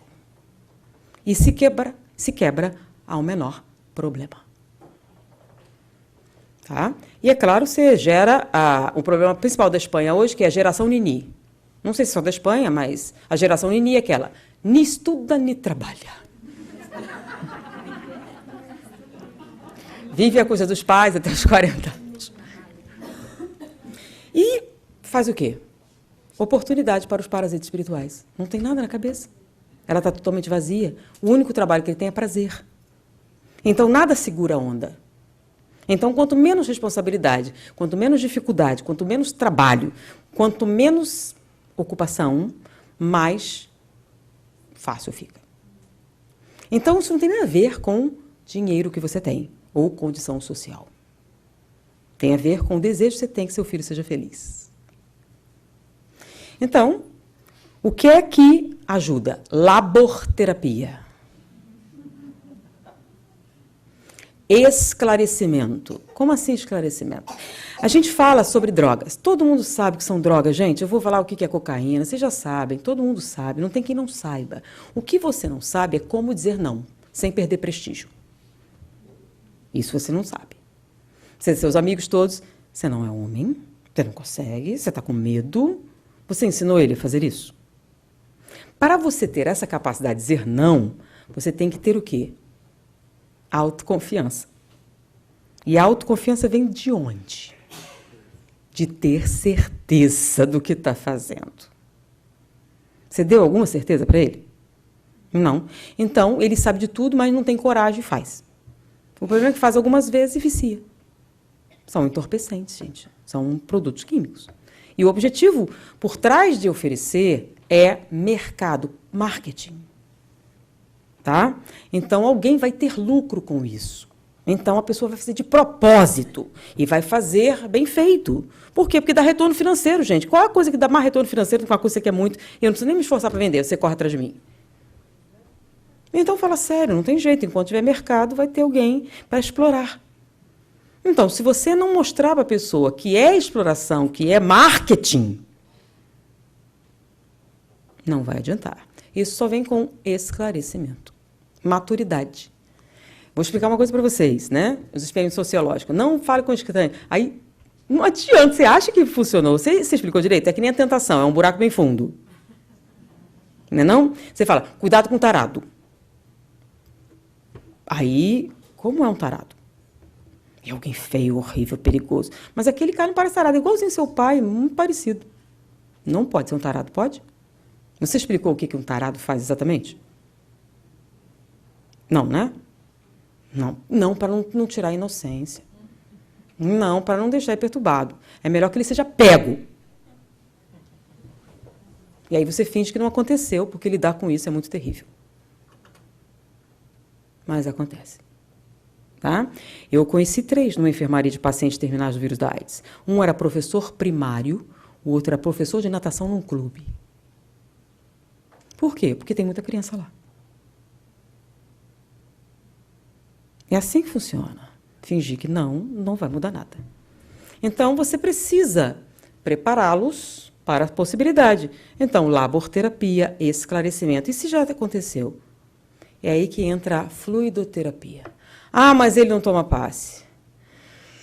Vem cá, minha filha, seu cabelo está horrível. Deixa eu dar uma escovada. Jesus, por favor, ajude essa criatura que ela possa melhorar.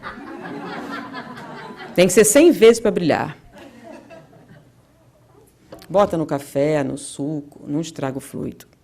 Tá? Mas o bom é que você tivesse treinado desde a infância, para não ter problema agora. Quando ele crescer, eu deixo. Né? Quando crescer, já foi. Ah, mas eu vou brigar. Não, você vai condicionar. Porque criança é como adestramento. Você adestra, para você poder ter controle depois. Porque senão, eu já tentei tudo, então é só esperar a próxima encarnação.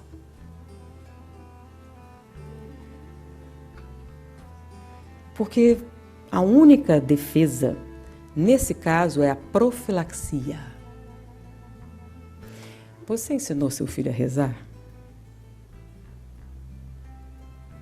Por que ele faria isso? Ele acredita em alguma coisa? Você explicou, se você precisar muito de ajuda, num determinado momento, desesperador, o que é que você pode fazer? Você falou? Claro que não. Você não quer que ele fique pensando nessa desgraça, quer? Não quer tirar o quê? A sua inocência. Mas crianças morrem. E se você não prepará-las, elas vão perguntar, cadê minha mãe? Cadê meu pai? E aí sim você vai sofrer muito. Então não é melhor a profilaxia? Se prepare para qualquer eventualidade.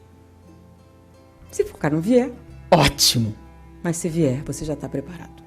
É que nem um furacão, né? Ah, é um exagero. Mas se vier, você não vai passar fome nem sede. É a cigarra e a formiga. Existe tratamento? Existe ajuda? Vinde a mim, vós que estáis aflitos, e eu vos aliviarei. Pois comigo todo fardo é leve, todo jugo é suave. Pena que a gente só lembra dele no último momento. E se você não conhecer, não vai poder pedir ajuda. Já passamos do horário. Foi um prazer estar com vocês.